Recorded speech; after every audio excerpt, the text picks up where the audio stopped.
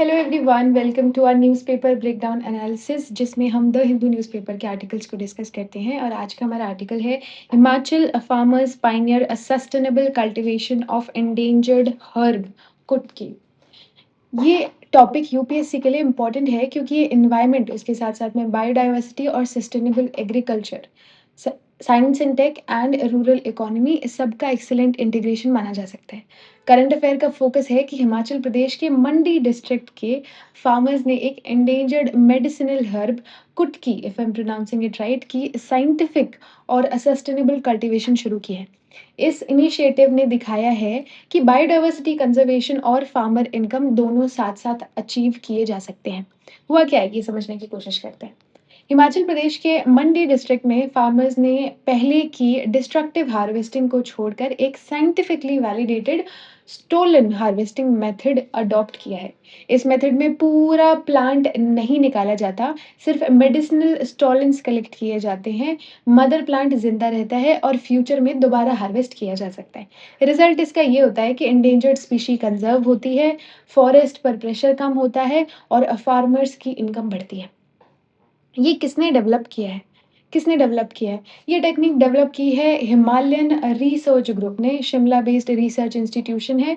और ये department of science and technology के program of science for equity empowerment and development, है ना, विच इज सीड, जो प्रोग्राम है उसके अंडर काम करता है। रिसर्च को डिपार्टमेंट ऑफ बायोटेक्नोलॉजी के हिमालयन बायो रिसोर्स मिशन का भी सपोर्ट मिला है।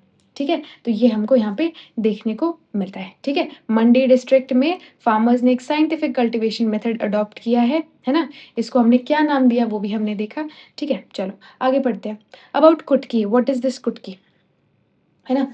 ये इसका साइंटिफिक नेम है picrorhiza kurroa, if I am pronouncing it right. ये नाम यूपीएससी प्रीलिम्स के लिए इंपॉर्टेंट है, मे बी पूछा भी जाए, वैसे तो कम पूछा जाता है पर क्वेश्चन आ भी जाता है। ठीक है, तो नेचर क्या होता है, कुटकी एक हाई वैल्यू मेडिसिनल हर्ब है, पेरेनियल हर्ब है और हिमालयन रीजन की एंडेमिक मेडिसिनल प्लांट है ये। ठीक है, हाई वैल्यू मेडिसिनल हर्ब मतलब मार्केट में मेडिसिनल फॉर्मुलेशन के लिए इसकी डिमांड काफी हाई है, इसी वजह से ओवर हार्वेस्टिंग हुई है। पेरेनियल हर्ब का क्या मतलब होता है, व्हाट इज पेरेनियल हर्ब, है ना। पेरेनियल का मतलब होता है एक बार प्लांट एस्टैब्लिश हो गया तो कई सालों तक सरवाइव करता है और रिपीटेडली हार्वेस्ट किया जा सकता है। इसी कैरेक्टरिस्टिक की वजह से सस्टेनेबल हार्वेस्टिंग पॉसिबल हुई। हिमालयन एंडेमिक का मतलब आप जानते होंगे, ये नेचुरली हिमालयन रीजन में ही मिलती है। एंडेमिक मतलब सिर्फ वहीं उसी रीजन में मिले, कहीं और नहीं मिले। हिमालयन एंडेमिक मतलब सिर्फ हिमालयस में मिलती और कहीं नहीं मिलती। ठीक है, हैबिटेट किस तरीके का है इसका, कुटकी सिर्फ स्पेसिफिक इकोलॉजिकल कंडीशन में ग्रो करता है। एल्पाइन रीजन में, ये हिमालयस का अपर कोल्ड रीजन होता है, अपर कोल्ड रीजन होता है। ठीक है, ट्री लाइन के ऊपर होता है, बहुत लो टेम्परेचर होता है, बहुत शॉर्ट ग्रोइंग सीजन होता है ठंड की वजह से। सब एल्पाइन रीजन में भी हो जाता है। एल्पाइन से थोड़ा नीचे सब एल्पाइन रीजन आता है। कोल्ड क्लाइमेट होता है, कंपैरेटिवली मॉइस्ट सॉइल होती है और मेडिसिनल प्लांट्स के लिए ये भी फेवरेबल कंडीशन मानी जाती है। ठीक है, हिमालयन इकोसिस्टम, कुटकी हिमालयन बायोडाइवर्सिटी का इंपॉर्टेंट कंपोनेंट है। ये फ्रेजाइल इकोसिस्टम का इंडिकेटर स्पीशीज भी माना जाता है। ठीक है, ऑल्टीट्यूड कितना होना चाहिए, तो 2700 से 4500 मीटर इसका ऑल्टीट्यूड होना चाहिए। ट्रेडिशनल यूज़ क्या होता है, ट्रेडिशनल यूज़ क्या किया जाता था इसका, तो कुटकी का यूज़ सेंचुरीज से ट्रेडिशनल मेडिसिन्स में यूज़ होता है इसका। मेनली आयुर्वेदिक फॉर्मुलेशन में या ट्रेडिशनल मेडिसिनल प्रिपरेशन में इसका यूज़ होता है। और इसी मेडिसिनल इंपॉर्टेंस की वजह से इसका कमर्शियल डिमांड बहुत हाई है। ठीक है, अर्लियर प्रॉब्लम्स क्या आई थी इसमें। ठीक है, अब समझते हैं कि ये एंडेंजर्ड क्यों हुआ, ये जो प्लांट है इट इज एंडेंजर्ड क्यों हुआ।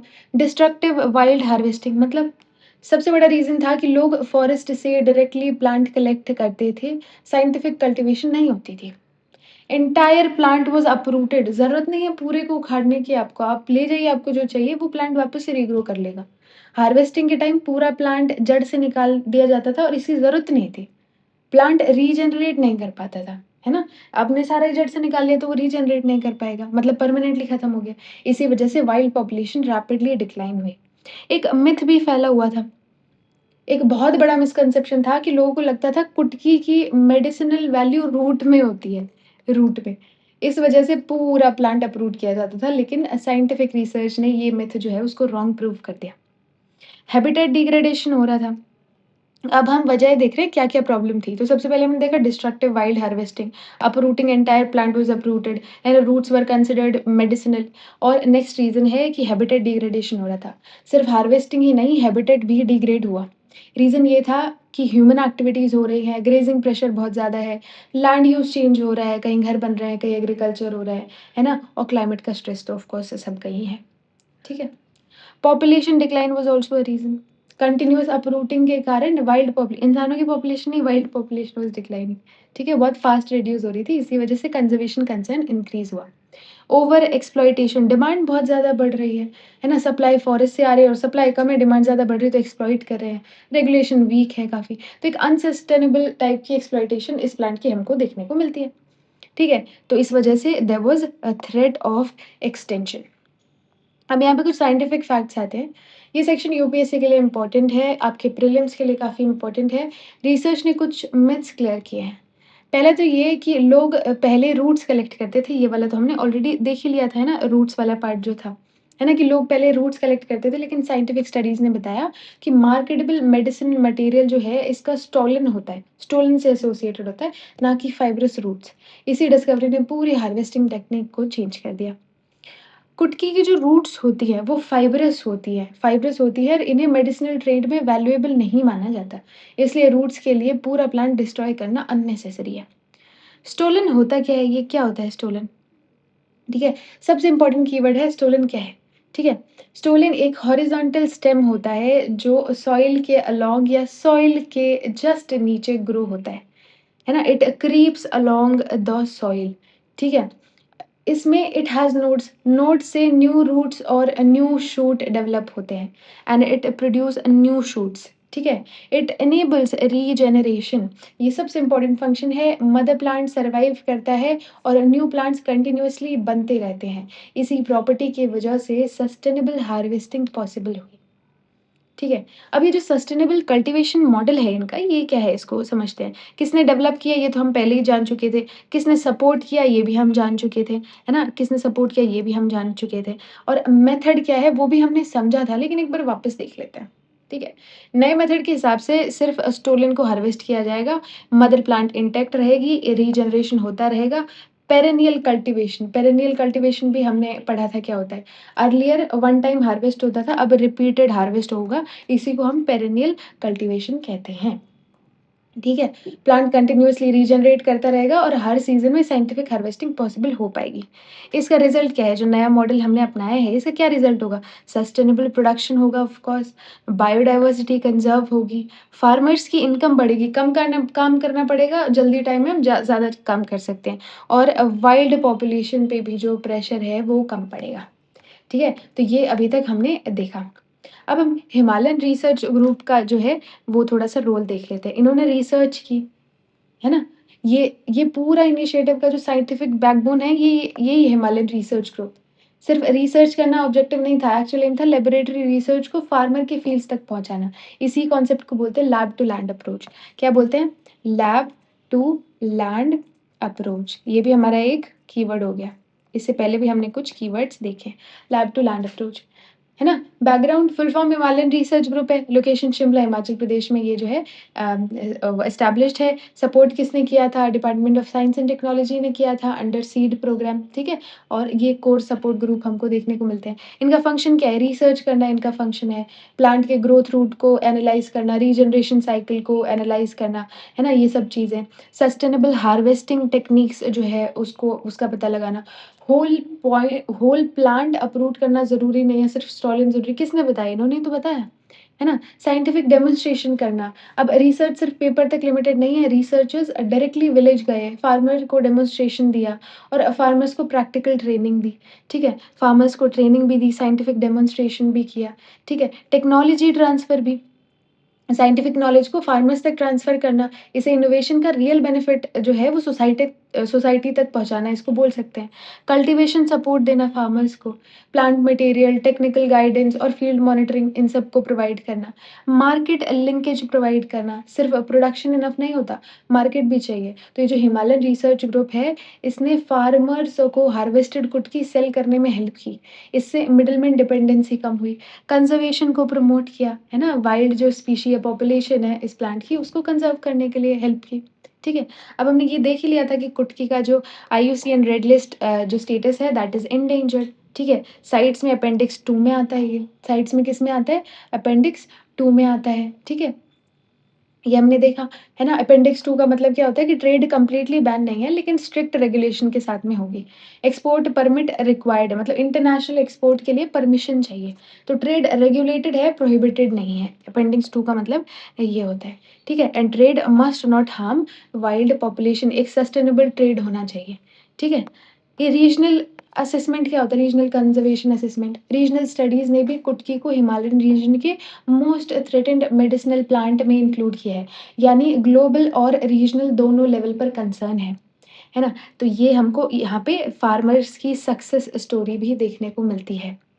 नारद राम, जिनकी एज है 70 इयर्स, कितनी एज है? 70 इयर्स। ये आप केस स्टडी में यूज़ कर सकते हैं एथिक्स वगैरह की, ऐसे में भी एग्ज़ाम्पल लिख सकते हैं, ठीक है?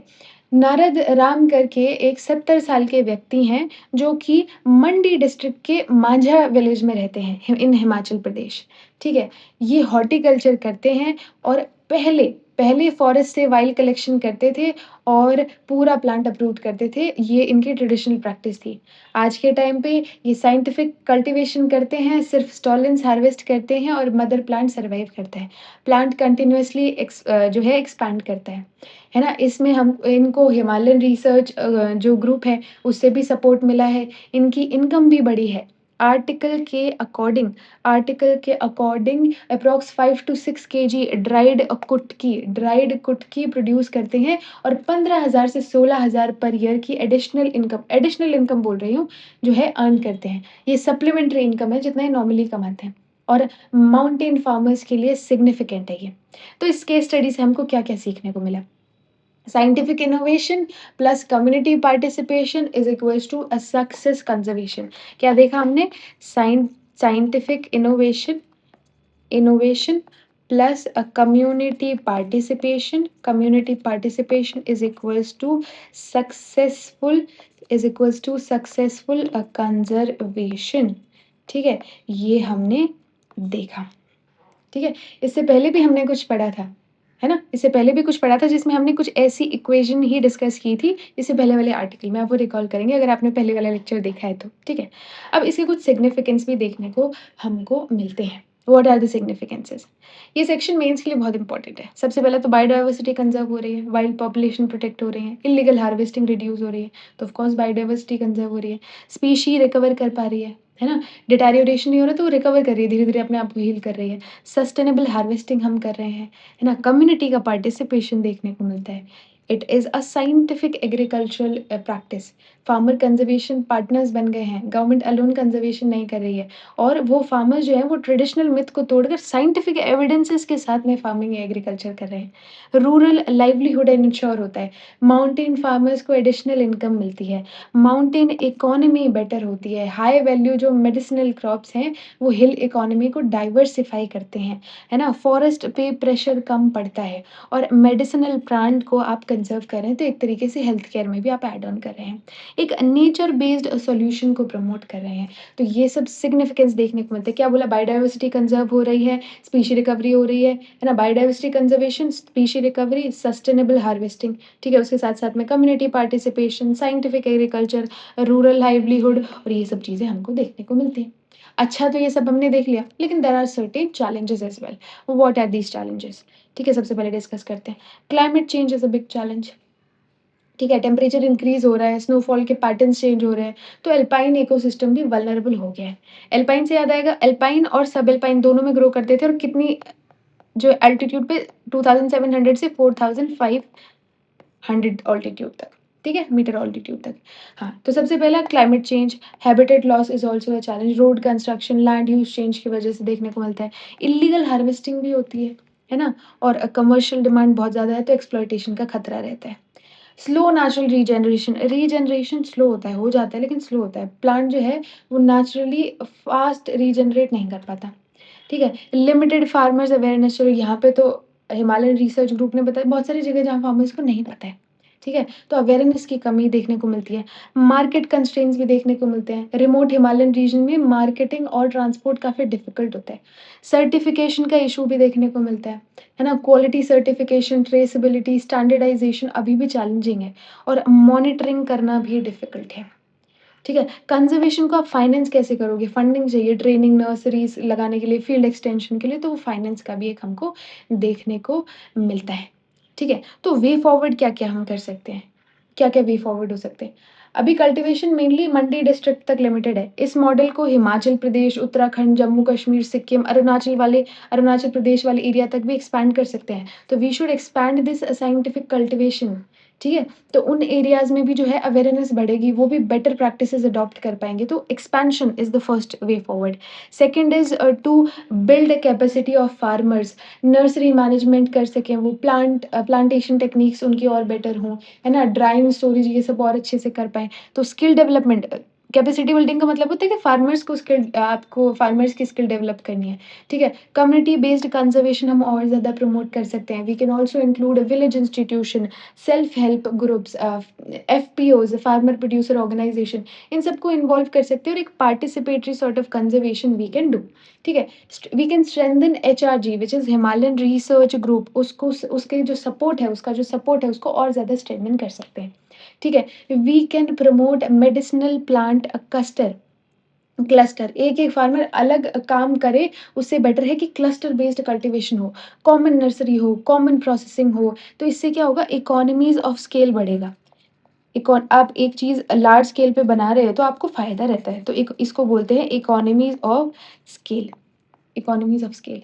सस्टेनेबल वैल्यू चेन प्रमोट कर सकते हैं हम, है ना? सिर्फ़ कल्टीवेशन से इनकम मैक्सिमम नहीं होती, वैल्यू एडिशन भी ज़रूरी है। तो value addition we can also do, है ना? We can improve the market access हम और ज़्यादा बढ़िया कर सकते हैं, बेटर कर सकते हैं। We can have direct market, digital platforms, e NAM जैसे लिंकेजेस हम कर सकते हैं, है ना? तो ये सब चीज़ें भी हम कर सकते हैं। इन सीटू और एक्स सीटू कंज़र्वेशन को भी स्ट्रेंथन कर सकते हैं। इन सीटू मतलब साइट के अंदर ही, एक्स सीटू मतलब कहीं और रिलोकेट करके वहाँ कंज़र्वेशन करना, ठीक है? रिसर्च एंड बायोटेक्नोलॉजी को और ज़्यादा बढ़ावा दे सकते हैं और एक क्लाइमेट चेंज हिमालयाज़ को सबसे ज़्यादा इम्पैक्ट करेगा, क्लाइमेट स्मार्ट फार्मिंग। तो क्लाइमेट रेज़िलिएंट हिमालयन एग्रीकल्चर को भी आप प्रमोट कर सकते हैं।